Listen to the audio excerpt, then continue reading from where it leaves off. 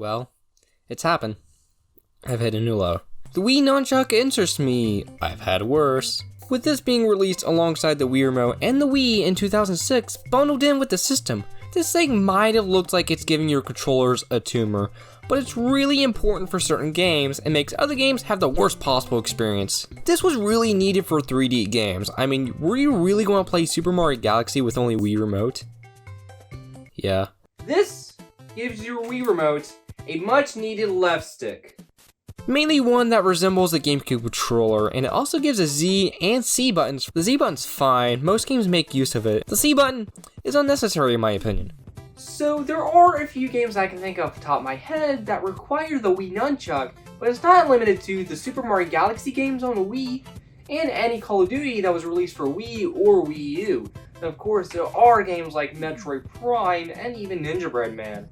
Because all the cool kids played Ninja Bread Man in 2006. And sure, this thing was very awkward holding to play something like a 2D game.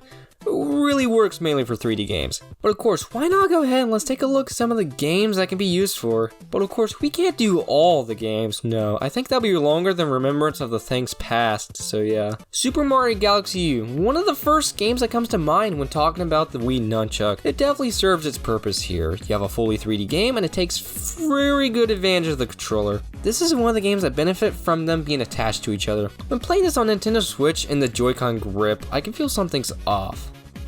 I think I found it. Super Mario Galaxy 2 is the exact same thing here, really, there's nothing else here. The nunchuck moves Mario around, the Z is to crouch. The only thing I don't understand is the C button resets the camera. The C button is kinda useless still. New Super Mario Bros. Wii, another one! Anyone can get into New Super Mario Bros. Wii. It's just as easy as getting into the vandalism. You write something down, you stick it on any surface, boom, vandalism. It was an art project due 8 years ago. My thoughts?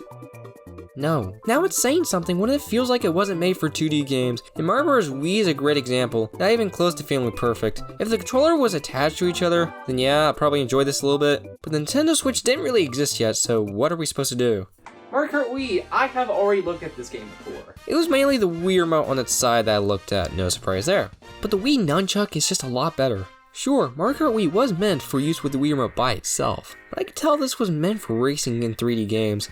They implemented the Wii Nunchuck so well. Call of Duty Black Ops sure didn't have this one in mind. On paper, seems good. Shooting game being released on a console that had a controller that was like a gun sounds like a perfect plan. I'm not sure which is which here. You're supposed to be using this with the Wii Zapper. That can kind of be clunky sometimes. It works best with the Wii Remote and Nunchuck by itself, and even that since there isn't a right analog stick. This is mainly how all Call of Duty games go about this though. But do you think they were able to make this easier in later games on the Wii U with the more advanced tech inside the Wii U? Nope! Call of Duty Ghosts? It's fine. I mean, it's nothing really special. You get Call of Duty Ghosts on the Wii U with the Wii Remote and Nunchuck controls. Nothing more to it. But Call of Duty Black Ops 2? It's just as clunky as Black Ops on Wii. The Wii U Nunchuck was supported all the way into the Nintendo Switch. Yeah, this does seem like a Nintendo move, trying to continue the success of the Wii Remote and accessories, but they didn't go all wild like they did with the Wii when the Wii released. But of course, back on track, Transformers, more specifically the first one.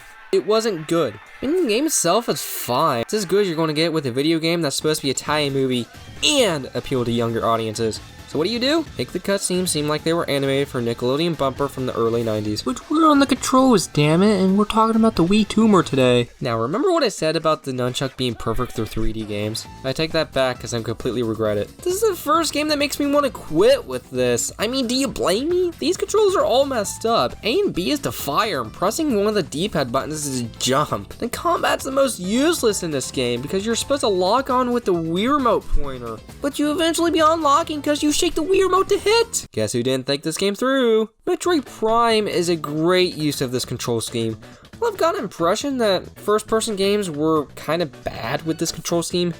This is actually doable. Super Smash Bros. Brawl proves me wrong when it comes to 2D games with these controls. Yeah, I said New Super Mario Bros. Wii was awful. But it's actually good here. Super Mario 3D World is just begging for me to look at it again, even though I just got done with this game a little while ago. It's fine. It snaps you into one of 8 directions, so it's not a total loss anyways. So how does Mario Kart 8 feel?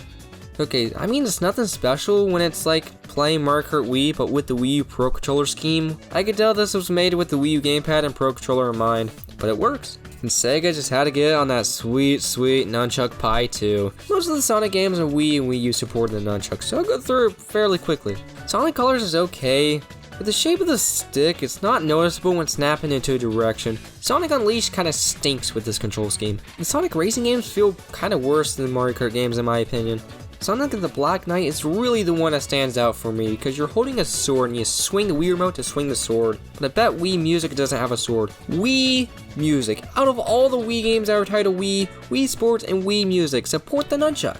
Wii Sports only doing this for Wii Boxing. It makes sense because your Mii has two hands. Wii Music is more simpler though. It's more simpler in the Wii series. You basically don't even have to touch the controller, you still pass. Wii Music requires no skill at all. It doesn't even require you to have the nunchuck on you. But it does make the experience just a little bit better though. So that was the end of the Wii Nunchuck story for today. There's really only one thing I have left to say is I hope I don't have to look at any more Wii accessories.